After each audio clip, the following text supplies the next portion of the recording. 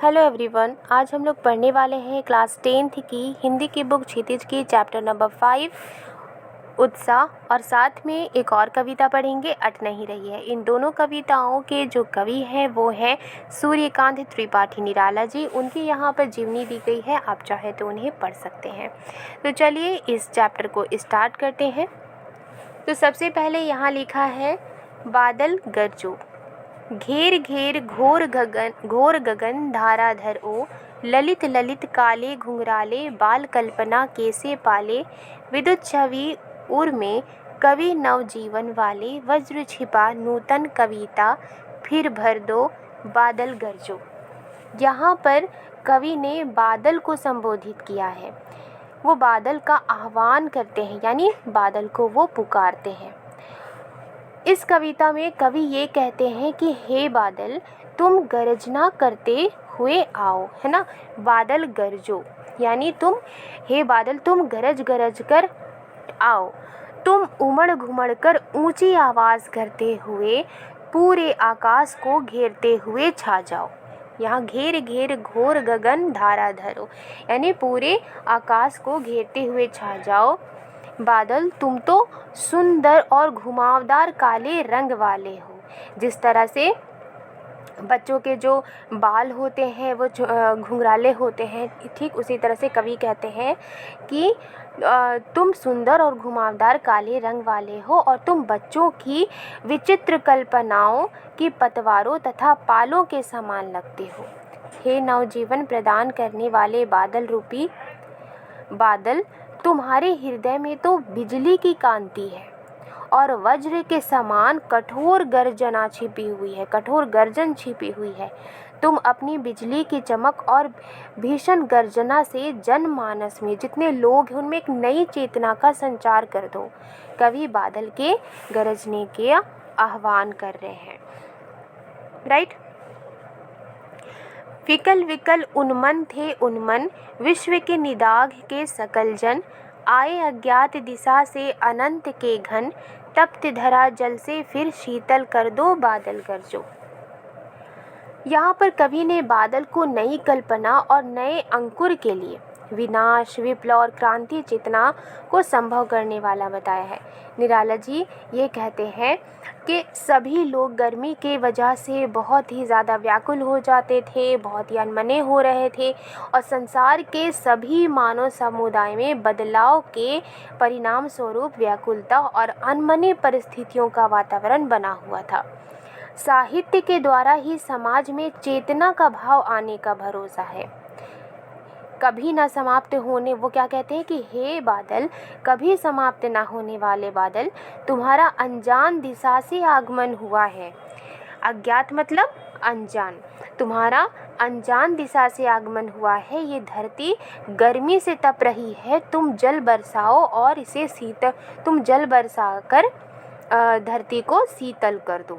साहित्यकार यानी जो कवि हैं अपनी रचनाओं के माध्यम से लोगों को इस तरह से प्रेरित करना चाहते हैं कि संसार में विचारों के मतभेदों से होने वाली जो क्रांतियों का वातावरण जो है वो शांत हो जाए। और वो इसलिए कहते हैं क्या कि हे बादल, तुम घोर गर्जन करते हुए आकाश मंडल में छा जाओ, राइट। अब हम लोग पढ़ेंगे अट नहीं रही है, राइट। तो यहाँ क्या लिखा है, अट नहीं रही है आभा फागुन की तन सट नहीं रही है। तो अट नहीं रही है, इस कविता में कवि ने किसके बारे में कहा है, फागुन की मादकता को प्रकट किया उन्होंने। फागुन की सर्वव्यापक सुंदरता जो होती है, फागुन महीने की जो सुंदरता होती है उसका सजीव चित्रण उन्होंने यहाँ पर किया है। तो इसका इस लाइन का मतलब हुआ कि इस अट नहीं रही है, इस कविता में कवि ये कहते हैं कि फागुन के महीने की जो कांति कहीं भी समा नहीं रही है। फागुन में प्राकृतिक जो सौंदर्य होती है इतना अनुपम और मनोहारी, यानी मन को अट्रैक्ट करने वाला हो गया है कि वे पूरी तरह से जो है वो शरीर के अंदर नहीं समा पा रहा है। चारों तरफ सुंदर और सुंदर नज़ारे बिखरे हुए हैं, वे सभी एक साथ मन में नहीं बसाए जा सकते हैं। कहीं सांस लेते हो घर घर भर देते हो, उड़ने को नभ में तुम पर कर देते हो, आँख हटाता हूँ तो हट नहीं रही है। पत्तों से लदी डाल, कहीं हरी कहीं लाल, कहीं पड़ी है उर में। मंद गंध पुष्पमाल, पाट पाट शोभाश्री। मंद गंध पुष्पमाल, पाट पाट शोभाश्री, पट नहीं रही है।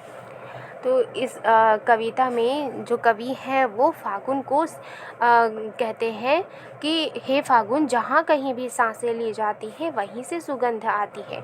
फागुन ने ही सुगंध से आकाश में उड़ने के लिए सभी को पंख लगा दिए हैं। फागुन के महीने में सभी प्राणी जो हैं वो मस्ती का वातावरण उन पर छा जाता है।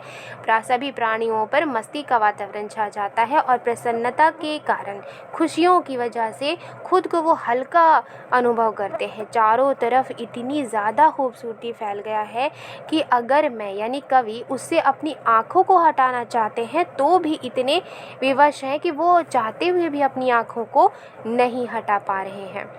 अट नहीं रही है कविता में कवि यही कहना चाहते हैं कि फागुन के महीने में चारों तरफ हरियाली छाई हुई है। पेड़ों की डालियाँ हरे और किसलई लाल रंग की पत्तियों से भरी हुई हैं। कहीं पेड़ों की जो डालियाँ हरे हैं और उनके जो लाल रंग की किसी किसी पेड़ की जो पत्ती होती है वो लाल रंग की होती है, तो वो हर जगह पर है। कहीं पेड़ पौधों की छाती पर मंद सुगंध से महकते फूलों की मालाएं सुशोभित हो रही हैं। पेड़ पौधे खिले हुए सुगंधित फूलों से लद जाते हैं। प्रकृति का एक एक अंग खूबसूरती से भरा हुआ है और वो सुंदरता इतनी ज़्यादा है कि उन जगहों पर समा नहीं रही है। Right, okay. तो आई होप आपको ये चैप्टर, ये दोनों कविता समझ में आई होगी। समझ में आई है तो लाइक एंड सब्सक्राइब करना मत भूलिएगा। मिलती हूँ नेक्स्ट वीडियो में एक नए चैप्टर के साथ। Thank you.